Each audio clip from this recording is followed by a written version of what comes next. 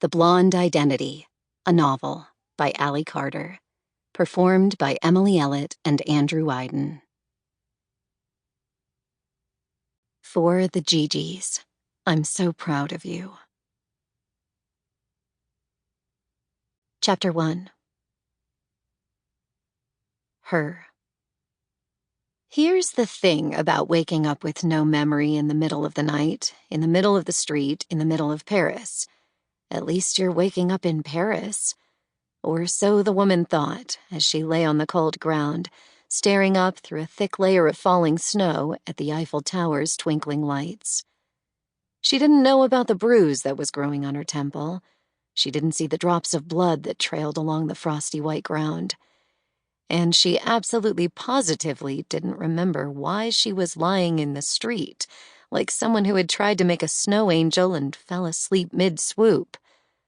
I should finish my angel, she thought. I should get up. I should go home. But she didn't actually know where home was, she realized. So why not take a nap right there? It seemed like an excellent plan.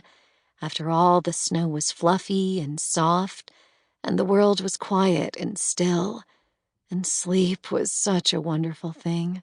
Really the best thing. She didn't know her own name, but she was certain that sleep had to be her favorite hobby ever, so why not close her eyes and drift off for a little while? Really, no one would blame her.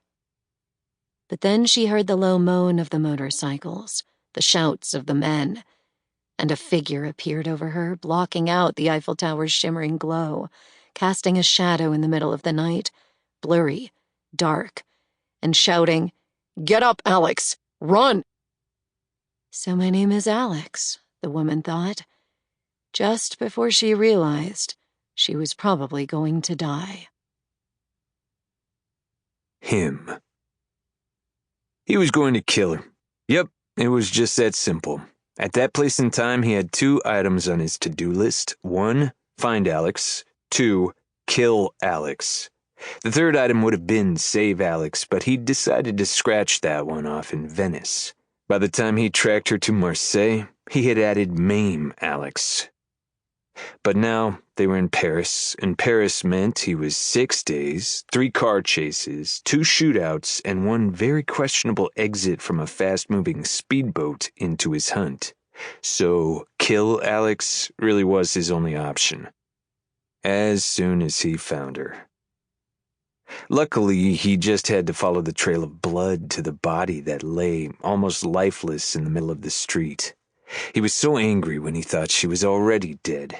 But then she stared up at him, a distant, dreamy look in her eyes. Alive. And for the life of him, he didn't know whether he should be glad or disappointed. But then he heard the roar of motorcycles drawing closer and closer like a noose, and he yelled, "Get up, Alex, run!" Because Kozlov's men were closing in, which meant that soon the badges would follow. Interpol, CIA, MI6, maybe Mossad if they were especially unlucky. And he hadn't been lucky since Moscow, so he had to hurry, because they all wanted to kill Alex too, and he couldn't let them beat him to it. "Alex, get up!" "No, thank you," she said, turning onto her side like a little girl who had no interest in going to school. "Get up, now!" "5 more minutes." "Alex!" That was when she saw the gun in his hand, cocked and ready. Fear filled her eyes, and for a moment she looked like a woman who had never seen a gun before, like she'd never seen him before, which was the moment he knew something was terribly wrong. With her, with him, with this. Alarm bells were sounding too loud in his head. "Alex?" he asked as shots rang out.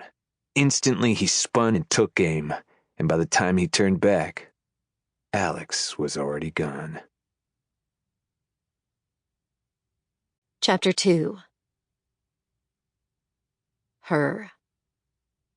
She didn't know how far she walked, or how long she walked, or even why she kept walking when the wind was so cold and the sky was so dark that it felt like even the moon was sleeping. But she had to keep walking, moving, plodding along, because the only thing scarier than walking was stopping. Sample complete. Ready to continue?